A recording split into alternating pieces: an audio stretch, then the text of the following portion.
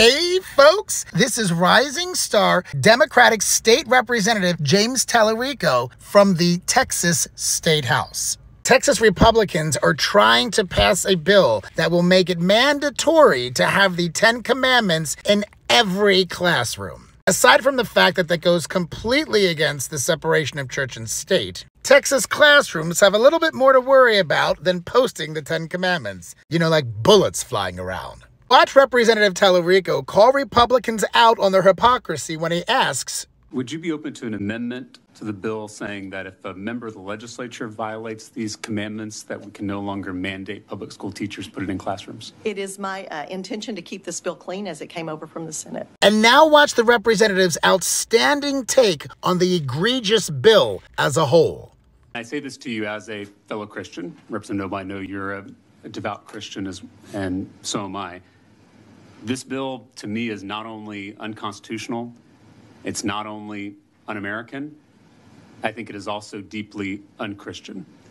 And I say that because I believe this bill is idolatrous, I believe it is exclusionary, and I believe it is arrogant. And those three things, in my reading of the gospel, are diametrically opposed to the teachings of Jesus. You probably know Matthew 6:5, when Jesus says, don't be like the hypocrites who love to pray publicly on street corners. When you pray, go into your room and shut the door and pray to your Father who is in secret. A religion that has to force people to put up a poster to prove its legitimacy is a dead religion. And it's not one that I want to be a part of. It's not one that I think I am a part of. You know that in Scripture it says faith without works is what? Dead. Is dead.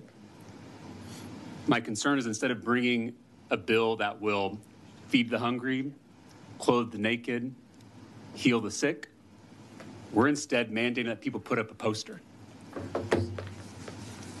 And we both follow a teacher, a rabbi, who said, don't let the law get in the way of loving your neighbor. Loving your neighbor is the most important law. It is the summation of all the law and all the prophets.